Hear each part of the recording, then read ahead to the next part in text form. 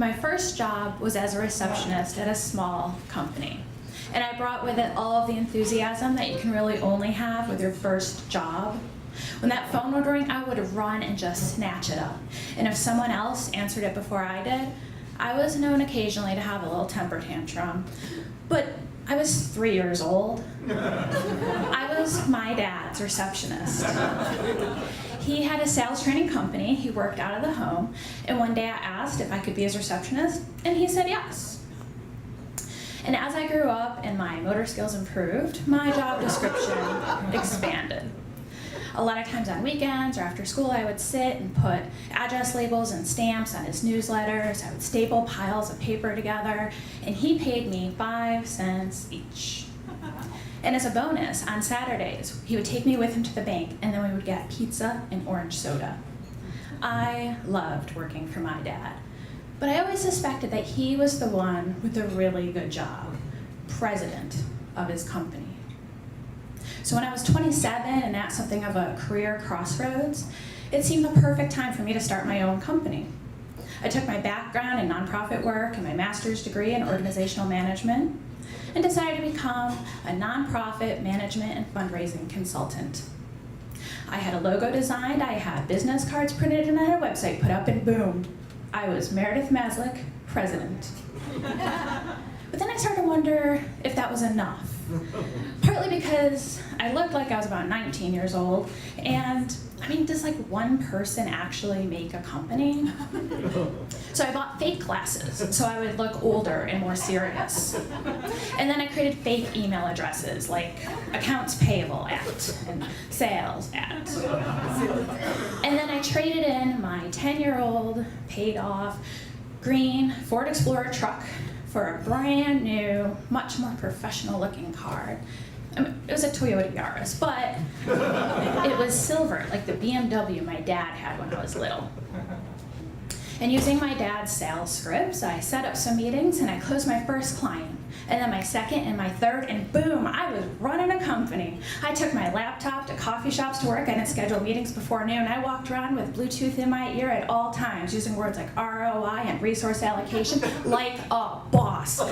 Because I was a boss. Forget having a 3-year-old answer my phones. I could have had a chimpanzee do it if I wanted to.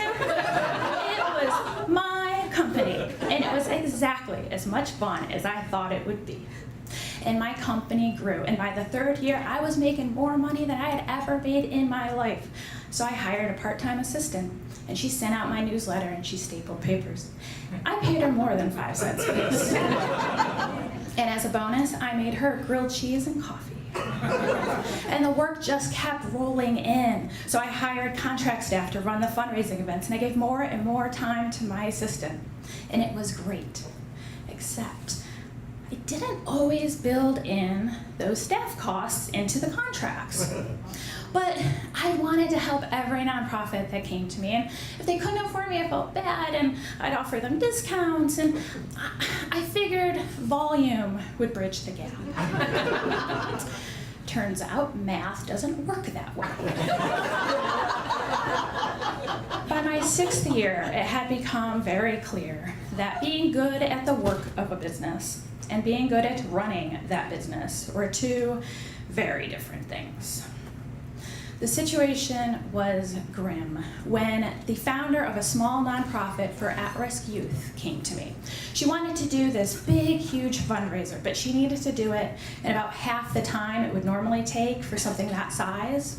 But she was willing to pay double if I let her kind of slide on my normal deposit. Obviously, I said yes.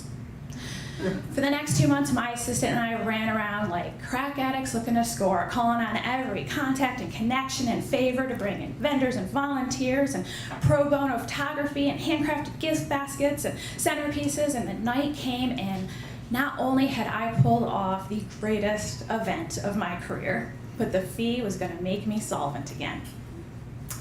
And the director disappeared without paying, and boom, I was bankrupt. No other options. I was forced to take a job, ironically, as a receptionist. Only this time it wasn't fun. I spent most of my time those first 2 weeks wondering how I had gone from being president of my own company to the bottom rung of someone else's company. I would sit in that windowless reception area just plagued by the memories of working in fresh air and sunshine of a coffee shop patio or setting up a golf tournament until finally I forced myself to admit that those days were gone. I was not going to have a company.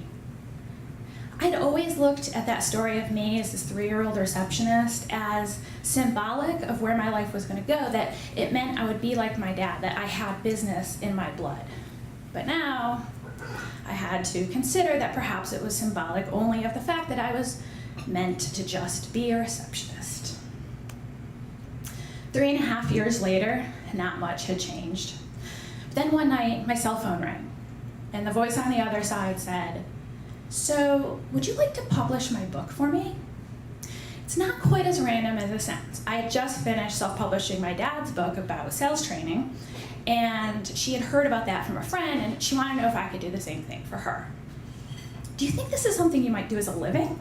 she asked, and she had such excitement in her voice that I found myself admitting to her what I hadn't even admitted to myself. "Yeah, maybe. I've thought about it."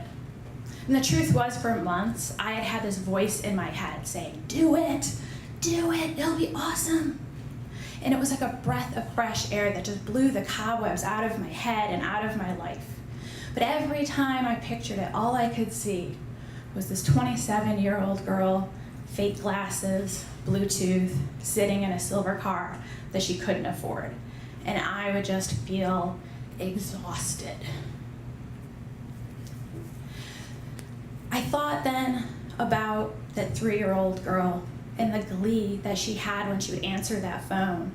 And for the first time I thought, what on earth was my dad thinking? What kind of man does that? And how do you get to be that successful with those kinds of decision-making skills? But then I remembered something else. I had overheard him once say, if a client can't handle the fact that I let my kids answer the phone, we're probably not a good fit anyway. Boom. Total perception change. My dad wasn't letting me answer the phone because he was president of his company and could do whatever he wanted and it wasn't funny. My dad was letting me answer the phone because he's the kind of guy who's crazy about his kids, and when they ask for something, he just generally gives it to them. And he didn't see any need to hide that from anybody. And he had thrived. It wasn't exhausting running a company. It was exhausting, always remembering the fake classes. So I picked up the phone and I called the author and I said, I would like to be your publisher, but I'm gonna be learning as I go and I'm probably gonna make mistakes. And she said, sounds good to me. And so did the next few authors that I talked to. I do still get the urge to make my company seem bigger or fancier than it is. But then I picture the grin on my dad's face as he would reach to take that phone from 3-year-old me, and I know that it's just not worth the effort.